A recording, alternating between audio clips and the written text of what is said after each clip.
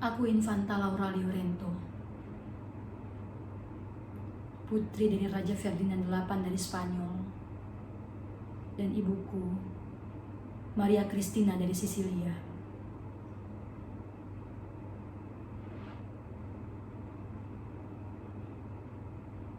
Hidup di keluarga yang sangat tertib akan membuatmu tak bisa memiliki dirimu sendiri.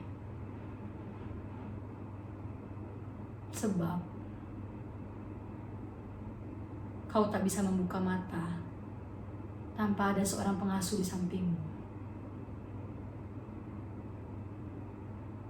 Menggandeng tanganmu saat menaiki atau menuruni tangga, mengawasi tindak tandukmu, juga buku-buku yang kau baca.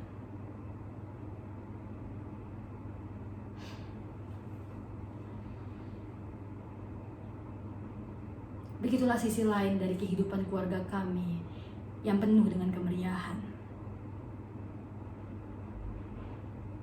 Kebiasaan berpesta dan juga berwisata seakan sudah menjadi agenda rutin bagi istana. Tapi bagaimanapun juga, kebiasaan berpesta dan berwisata itulah yang membuatku menemukan bagian terindah bagi hidupku.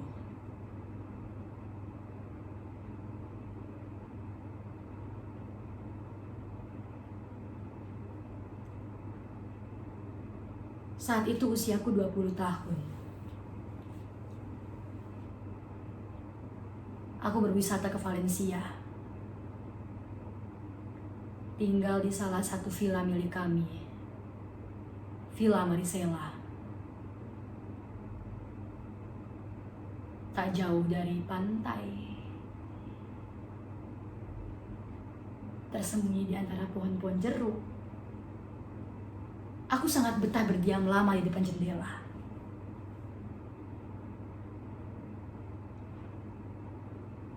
Melihat merpati-merpati, pohon-pohon jeruk yang bergelantungan, dan bunga-bunga mawar merah yang merambat di dinding Villa Marisela.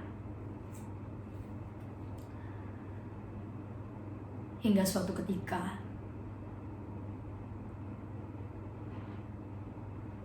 seorang pemuda mengendarai kuda dan berhenti di bawah jendela Villa Marisela,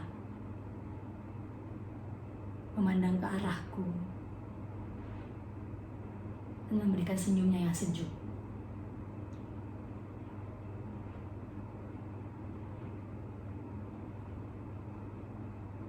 Di sebuah perjamuan, rupanya pria itu hadir yang membacakan sebuah puisi berjudul Love, karya Pablo Neruda.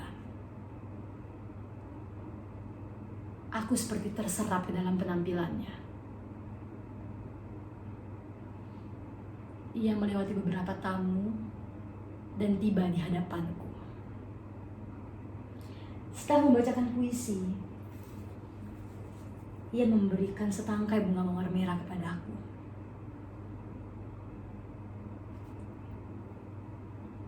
Aku menerimanya. Lalu, sepanjang malam, kami berdansa dan saling memuji.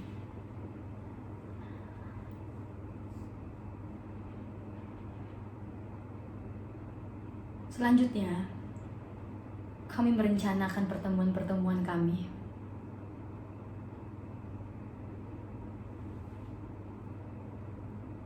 Dialah Gonzalo, seorang pria kota yang berpenampilan parlente, penuh kebebasan, namun juga penuh tidak teraturan. Sejak saat itu, aku berdiri di depan jendela setiap hari. Lalu Gonzalo akan datang dengan kudanya, memberikanku setangkai mawar merah dan selembar puisi.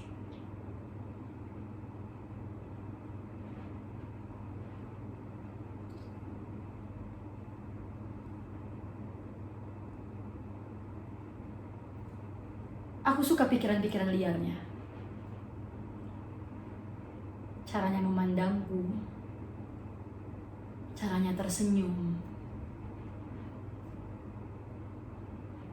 dan caranya berbicara kepadaku. Rasanya seperti ada ketidakteraturan yang menantang gairahku.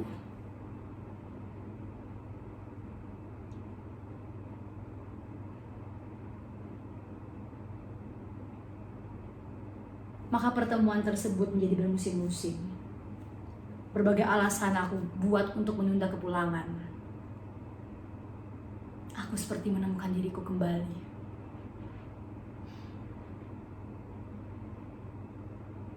Diri yang sudah lama hilang.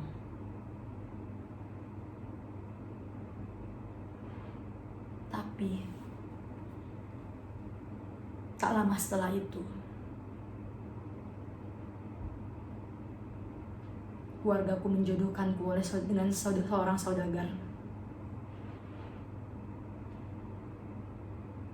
Saudagar tersebut membiayai sebagian dari kebutuhan istana. Tentu saja, istana memiliki hubungan-hubungan politis untuk tetap melaksanakan pesta-pesta rutin itu. Tapi Gonzalo masih tetap menemuiku. Hingga suatu ketika, saudagar tersebut memergokiku sedang menyanyikan sebuah lagu untuk Gonzalo di kebun jeruk. Ia kemudian menghina Gonzalo. Pertengkaran pun terjadi. Dan setelah berduel, hingga si saudagar terluka parah,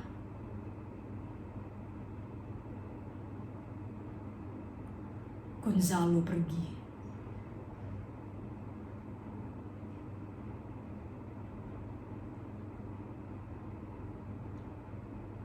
Keesokan harinya,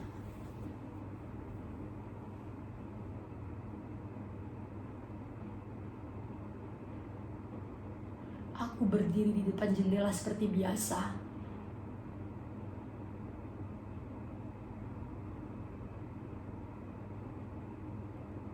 Namun tak kutemukan matanya.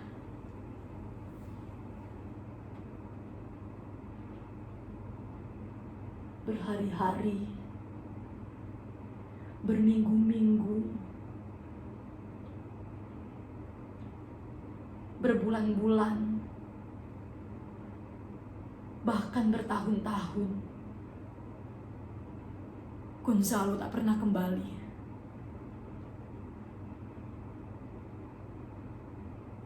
Maka setiap hari, aku membaca kembali puisi-puisi yang ia berikan kepadaku untuk mengobati kerinduan yang membuncah hingga aku hafal seluruhnya. Dan mengenai perjodohan tersebut, aku sebisa mungkin menolak pertunanganku dengan Fredo, si saudagar gendut, licik, yang telah membuat Gonzalo hilang. Setiap hari,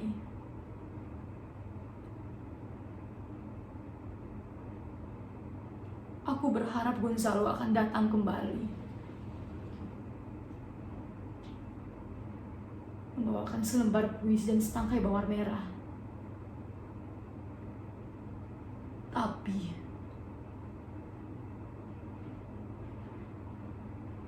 2 tahun aku menunggu.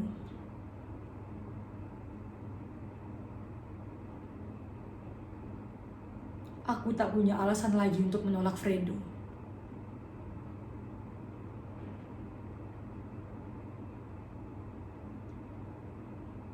Sungguh sangat sulit bagiku bahwa aku harus menikahi seorang musuh kekasihku, orang yang telah menghina kekasihku, orang yang sangat ingin aku enyahkan dari muka bumi ini.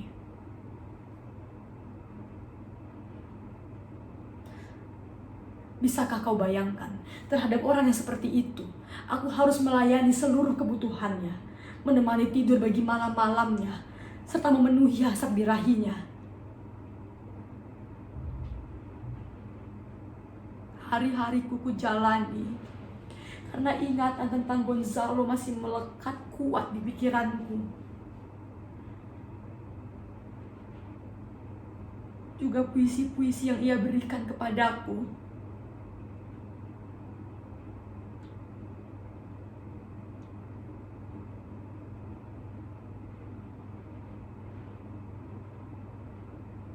Hingga aku memiliki seorang anak. Dan ialah menjadi alasanku untuk tersenyum.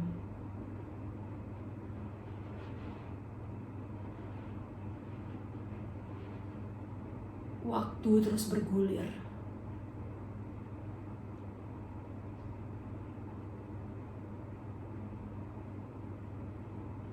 Aku akhirnya memiliki 4 orang anak. Eneas, Eloy, Alfonso, dan Adelina.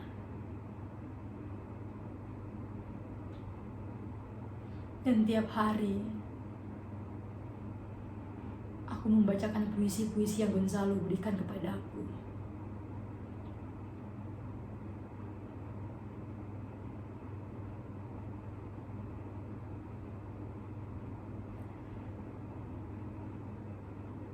Hingga waktu terus berjalan. Aku semakin tua.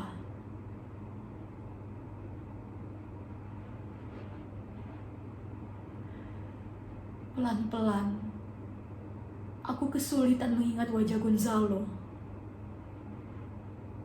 Wajahnya, senyumnya, suaranya.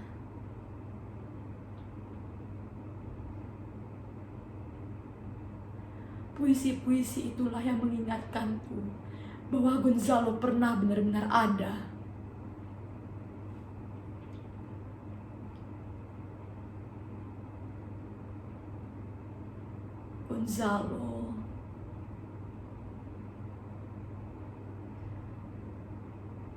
Gonzalo yang pernah mengatakan bahwa akulah perempuan paling cantik di dunia.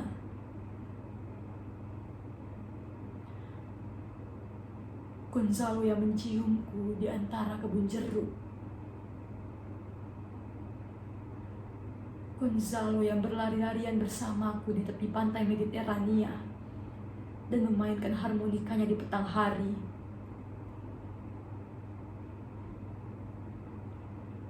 Gonzalo yang dengan suaranya yang lirih dan lembut membisikkan kepadaku hal-hal yang lucu dan menggemaskan. Gonzalo.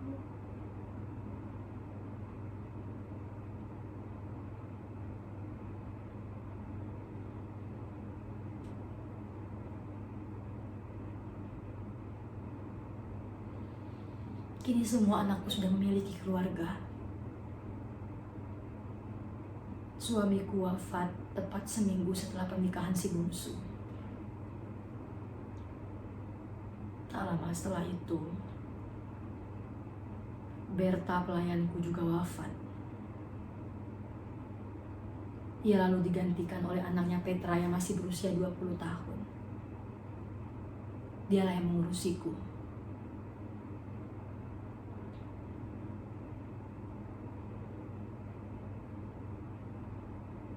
Aku seringkali menceritakan tentang Gonzalo kepada Petra.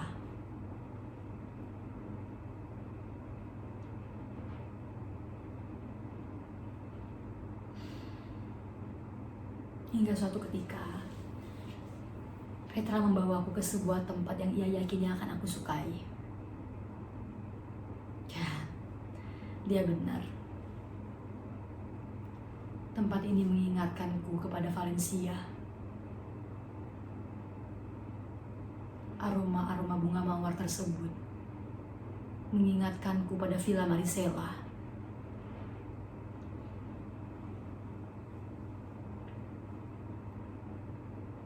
Burung-burung merpati ini mengingatkanku saat-saat aku menunggu Gonzalo di jendela Villa Marisela.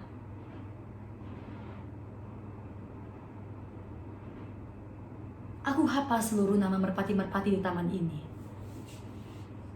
Mereka selalu datang menghiburku. Seakan-akan mereka paham betul bagaimana caranya menghibur wanita tua yang kesepian.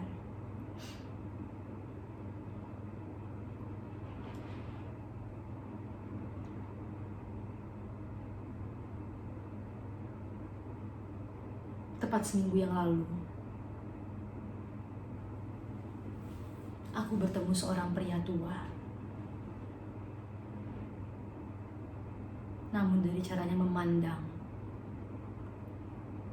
ia mengingatkanku kepada Gonzalo.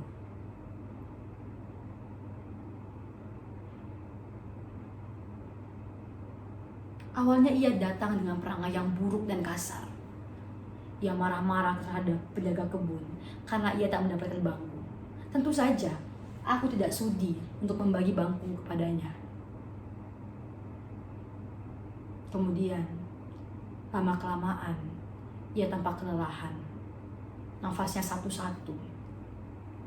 Keringatnya bercucuran. Dan ia tampak kesulitan untuk berjalan karena sebuah cedera tampaknya. Maka aku pun akhirnya membagi kursiku kepadanya. Dan walaupun aku sudah mengizinkan dia duduk, tetap saja keributan terjadi. Hingga akhirnya, obat bersin kepemilikannya lah yang membuat kami berdamai. Kemudian, ia membacakan puisi yang sudah kuhafal seluruhnya.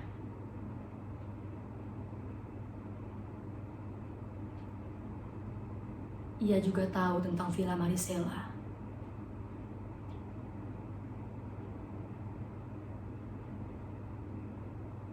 Dan ia juga tahu tentang perawan bagai perak. Julukanku saat gadis dulu. Hal ini membuatku yakin bahwa ia adalah Gonzalo.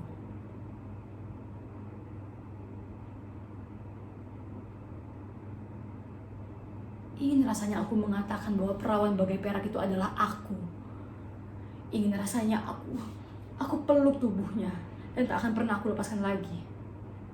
Namun sekaligus aku ingin memarahinya. Mengapa ia tega meninggalkanku? Mengapa ia tega untuk membiarkan aku menanggung ini semua?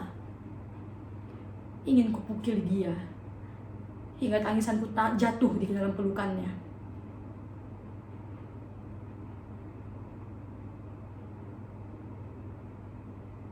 Tapi aku tak akan melakukan itu semua.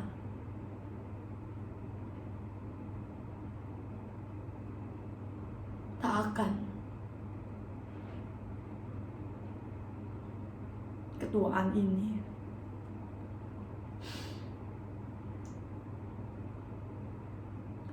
ini tak boleh menciderai keingatan dia tentang perawan bagai perak itu. Maka aku pun berbohong kepadanya, mengatakan bahwa perawan bagai perak itu adalah saudara sepupuku yang telah mati ditelan ombak karena tidak menemukan cinta sejatinya. Dan aku tahu, ia pun berbohong, mengatakan bahwa si jago syair cinta itu adalah temannya, yang juga mati saat dalam sebuah peperangan.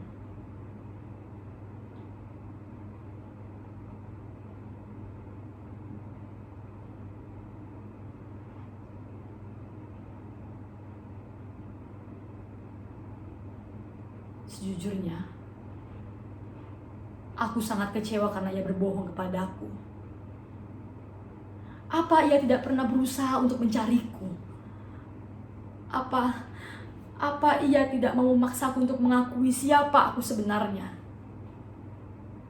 Apa ia tidak mau menjelaskan perihal kepergiannya? Mengapa ia mau untuk menyia-siakan pertemuan ini?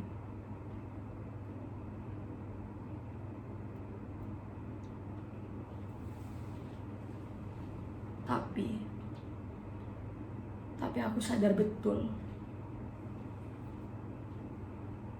rambutku sudah tidak hitam.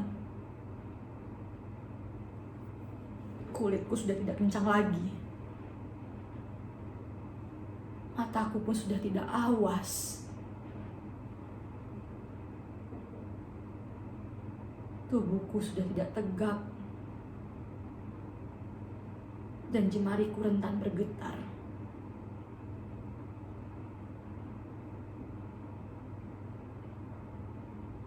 Benar. Perawan bagai perak memang sudah tak ada.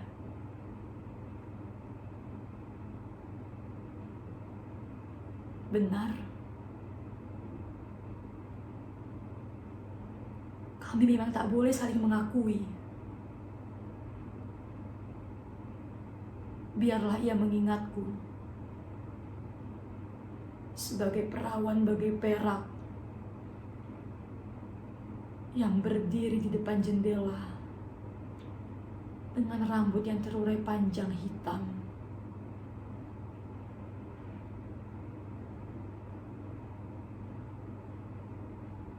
Setelah itu, kami merencanakan pertemuan kami selanjutnya. Sebelum perpisahan itu terjadi.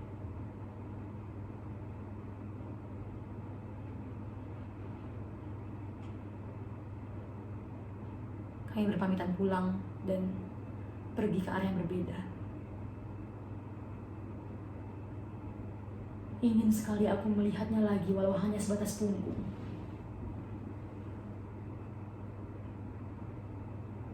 Tapi saat aku membalikan badanku, alih-alih melihat punggungnya, aku melihatnya mengambil sebatang bunga mawar merah yang jatuh.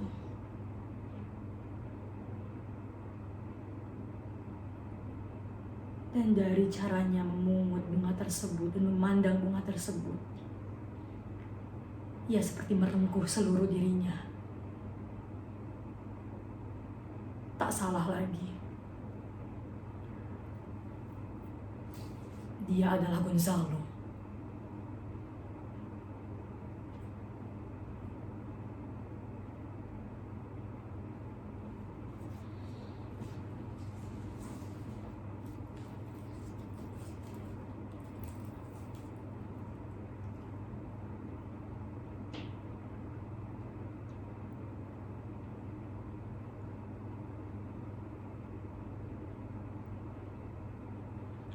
Tetapi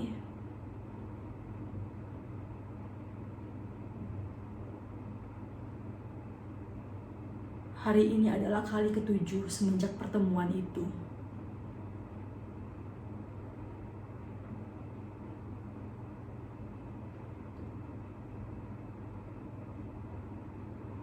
Aku tak kembali melihat matanya.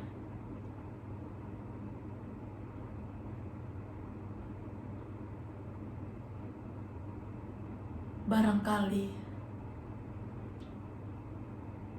aku memang selalu ditakdirkan untuk menunggu.